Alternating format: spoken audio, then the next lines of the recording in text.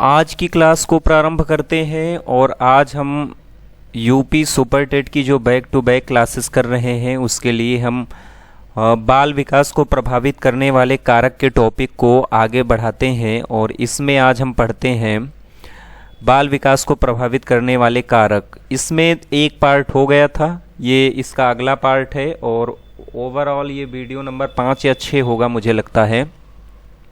आइए शुरू करते हैं। इससे पहले तक पूरा कंप्लीट हो चुका है, यहाँ से शुरू करते हैं। दिया गया है स्वस्थ शरीर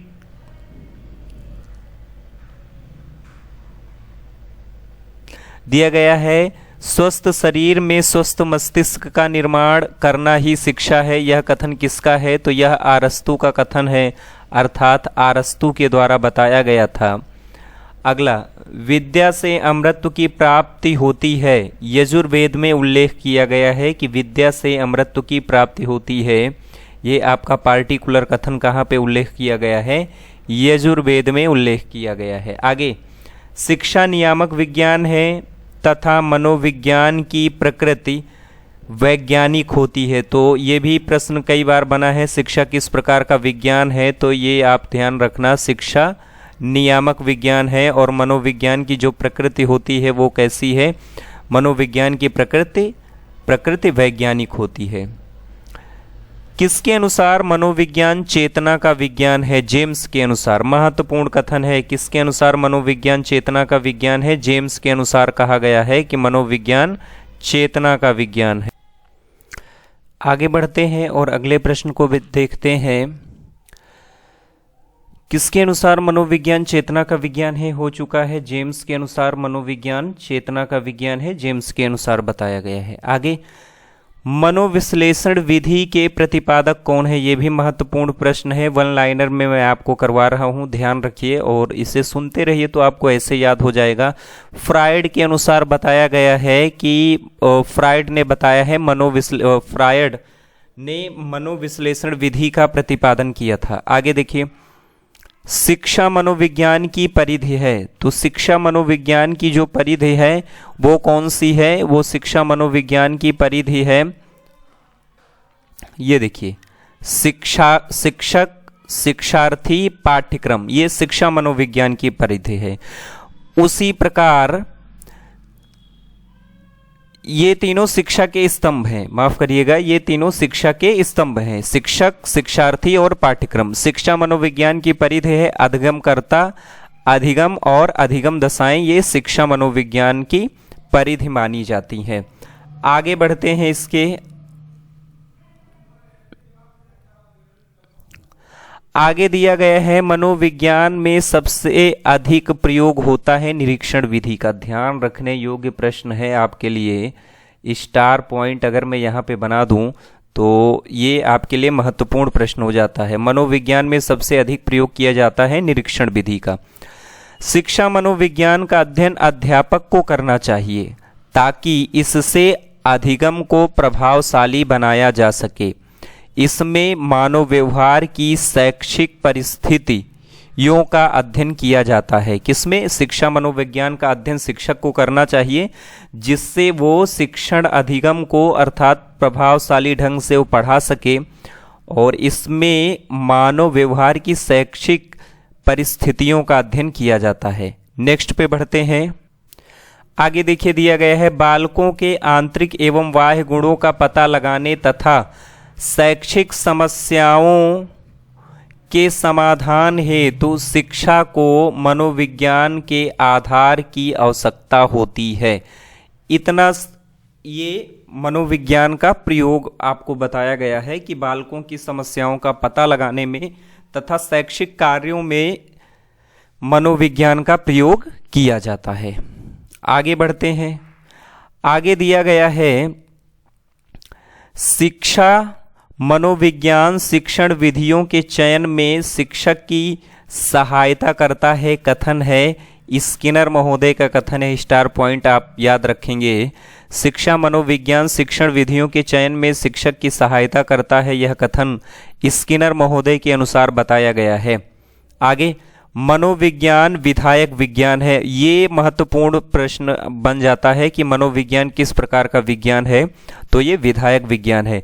मनोविज्ञान का वास्तविक अर्थ है व्यवहार का विज्ञान। मनोविज्ञान का वास्तविक अर्थ क्या है? व्यवहार का विज्ञान। व्यवहार मनोविज्ञान की उचित विषय वस्तु है। व्यवहार मनोविज्ञान की उचित विषय वस्तु है। निरीक्षण विधि में दूसरों का अध्ययन किया जाता है। निरीक्षण विधि में किसका अध्ययन किया जाता है? निरीक्षण विधि में दूसरों का अध्ययन किया जाता है। निरीक्षण विधि में जैसे कोई निरीक्षण कर रहा है तो वो किसी पार्टिकुलर किसी एक बच्चे या व्यक्ति का अध्ययन करेगा, अर्थात दूसरे व्यक्तियों का अध्ययन करेगा, वो कहलाती है निरीक्षण विधि। आगे देखिए, इसके पार्टों को आगे देखते हैं। रुकिए, थोड़ा सा सेटिंग इसका सही कर दें। ये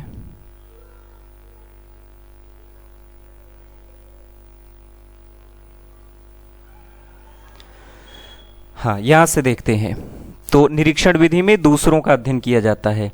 पद्धति का अर्थ है वह मार्ग। पद्धति का अर्थ समझिए। पद्धति का अर्थ है वह मार्ग जिस पर चलकर सत्य की खोज होती है, उसे पद्धति कहते हैं। पद्धति का अर्थ क्या है? पद्धति का अर्थ है वह मार्ग जिस पर चलकर सत्य की खोज की जाती है, उसे पद्धति कहते हैं। आगे देखिए, आगे दिया है मनोविज्ञान शिक्षा का आधारभूत विज्ञान है। मनोविज्ञान कैसा विज्ञान है? शिक्षा का आधारभूत विज्ञान है, स्किनर के अनुसार। यह भी कथन याद रखने योग्य है। आगे बढ़ते हैं। देखिए, यहां पे दिया गया है शिक्षा मनोविज्ञान का केंद्र कौन होता है? बालक होता है। शिक्षा मनोविज्ञान का केंद्र बालक को माना जाता है।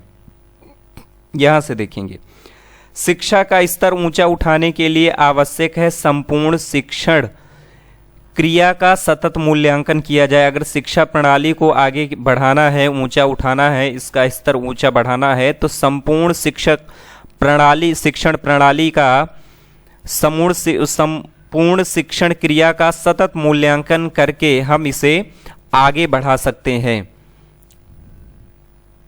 आगे देखिए, अगले पार्टों में दिया गया है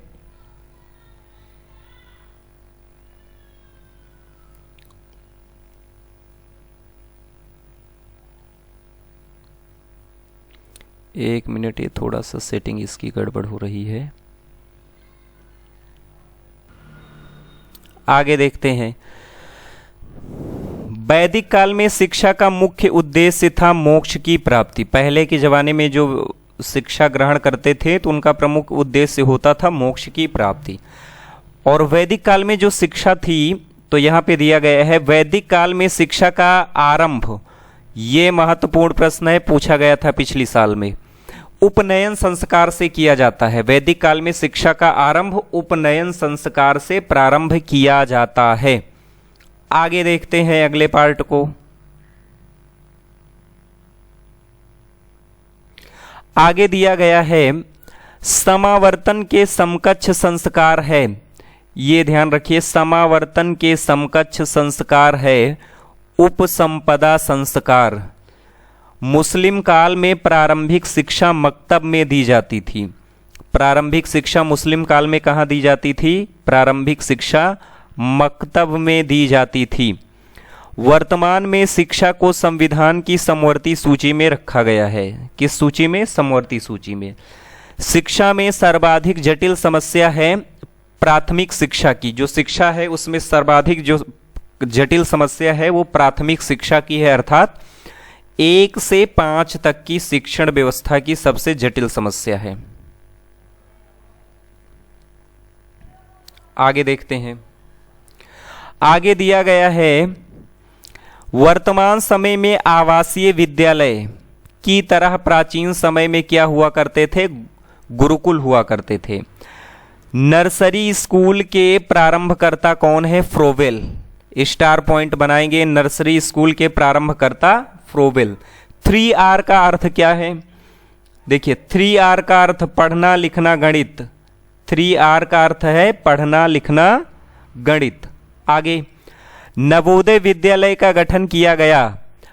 75% ग्रामीण और 25% शहरी मेधावी बच्चों के लिए नवोदय विद्यालय, जिसमें CBSE बोर्ड के आधार पर शिक्षा दी जाती है, और इसका मुख्य उद्देश्य था जो ग्रामीण क्षेत्र के बालक हैं उनको बढ़ावा देना। आगे बढ़ते हैं।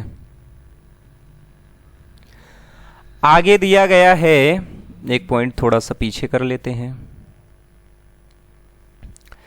ये फिर वहीं पे आ गया।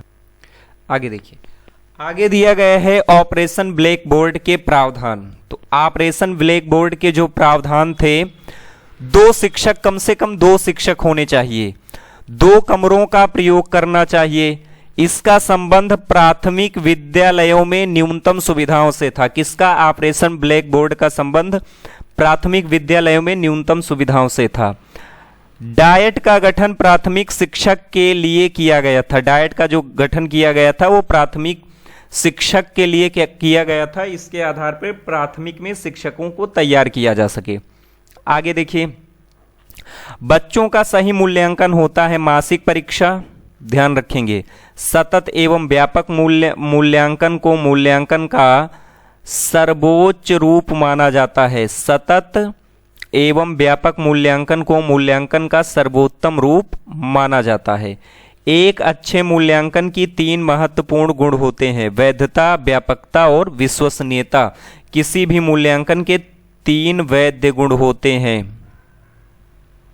आगे देखते हैं, आगे दिया गया है यहां से, मूल्यांकन के 3 पक्ष हैं। मूल्यांकन मात्रात्मक होता है। मूल्यांकन के कितने पक्ष होते हैं? 3 पक्ष। कौन कौन से?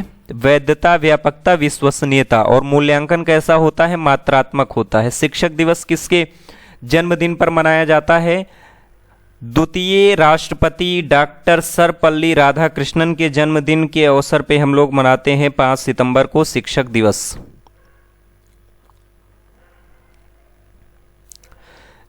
अगला देखते हैं, मनोविज्ञान ने सर्वप्रथम, ये महत्वपूर्ण कथन है, ये महत्वपूर्ण कथन है, मनोविज्ञान ने सर्वप्रथम अपनी आत्मा का त्याग किया, फिर इसने मन का त्याग किया, पुनः इसने चेतना का त्याग किया, अब वह व्यवहार के विधि को स्वीकार करता है। यह कथन है वुडवर्थ महोदय का। यह कथन किसका है? वुडवर्थ के अनुसार कहा गया है। वुडवर्थ के अनुसार कहा गया है कि मनोविज्ञान ने सबसे पहले अपनी आत्मा का त्याग किया, फिर मन का त्याग किया, फिर चेतना का त्याग किया। यह वुडवर्थ के अनुसार बताया गया कथन है। आगे बढ़िए,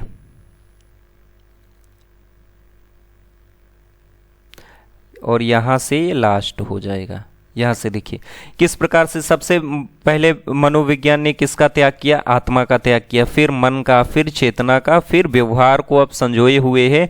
तो वर्तमान समय में मनोविज्ञान में जो अध्ययन किया जाता है व्यवहार का अध्ययन किया जाता है। इसके माध्यम से आपको सिखाया गया है। यहाँ पे पहला पॉइंट, दूसरा, तीसरा और ये हो जाता है आपका चौथा पॉइंट। आगे देखिए, साइकोलॉजी मनोविज्ञान यूनान भाषा का शब्द है। इसका अर्थ है आत्मा का अध्ययन करना। यह भी महत्वपूर्ण लाइन है आपके लिए। साइकोलॉजी किस भाषा का शब्द है? यूनान भाषा का शब्द है और इसका अर्थ होता है आत्मा का अध्ययन करना। तो इस तरीके से ये पार्ट कंप्लीट होता है। मिलेंगे अगले पार्ट में, तब तक के लिए धन्यवाद।